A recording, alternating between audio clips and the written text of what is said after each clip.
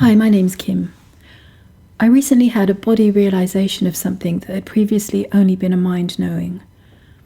It was that looking at and emulating or holding yourself up to an externally perceived standard of word or deed in another, whether it be a teacher or someone you admire, is all constricted mind and unreal, and is driven by ego. And to do so is to try to manipulate or control them, and they will inevitably fail you, in inverted commas, as they won't live up to your rigid and unyielding standards. The only guidance to follow is your own inner truth, your core. As I realized this, there was a falling away and a sudden body realization that I am completely and utterly free to totally be myself in words and action. I can do as I want and just follow the guidance of my inner truth, my inner knowing. I don't have to explain myself or compare myself to anybody. I don't have to ask for permission to behave in a particular way or say or not say anything. As long as it comes from truth, it is in alignment. This is rippling deeper and wider within me. And as it's doing so, I am seeing more and more clearly just how limiting and damaging doing the right thing, in inverted commas, can sometimes be, or how being nice can constrict your life to the point of suffocation. I was brought up to be nice, to do the right thing, to turn the other cheek, to not talk back, to be a good girl. And this imposed such narrow limitations and allowed words and behaviours as to stunt my growth and expression, which I've only recently been stretching out of. When you try to follow what in your mind you've built up as right, you try to squeeze everything into that box, try to make it all fit, put that wrong puzzle piece into the bigger picture. This idea of right and wrong is static. It's a frozen thing, unbending.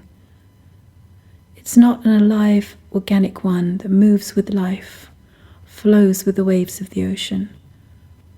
It immediately imposes restrictions on everything, overlays a rigid fence line surround into which everything is either squeezed in or pushed out. It immediately constricts. It's denying your inner voice of truth. It's giving the driving seat to your mind, to your programming, to your conditioning.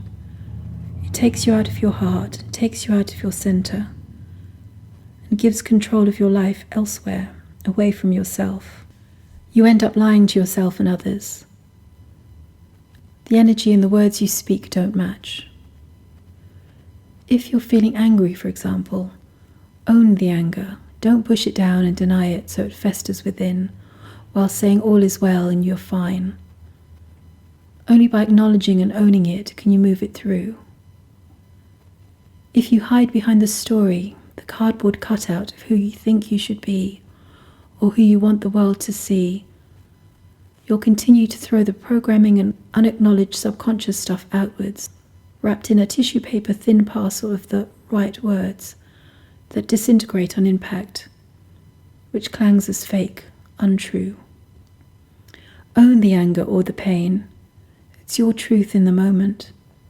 And as you own it, be with it, only then can it dissipate and disintegrate and return home, instead of coalescing and becoming more deeply embedded. You have the right to be you. You have the right to reject or push back against someone or something trying to control you. I think of the example of somebody breaking into my house and threatening me or my loved ones. In that instance, I would act to defend myself and them. It's my right if somebody violates my space, my home, acting in truth in that moment. My body and mind are my home too, and allowing them to be violated, giving over control of them to anything that is not truth, is not the essence and heart of who I truly am in every moment, is a betrayal of them. The only guidance to follow is my own inner truth, the core, moment to moment. And what can be true in one moment can be untrue the next. There are so many people out in the world telling you what to believe, telling you who to be. Even if they are people you admire or respect, Even if they say one thing that resonates as truth with you, doesn't mean that the next thing they say is also truth. Don't follow anyone blindly. Use your discernment in all things. You are completely free to be you, to believe what you believe, to say what you say. Fall through the mind, fall through what you think you know, to what is really true for you.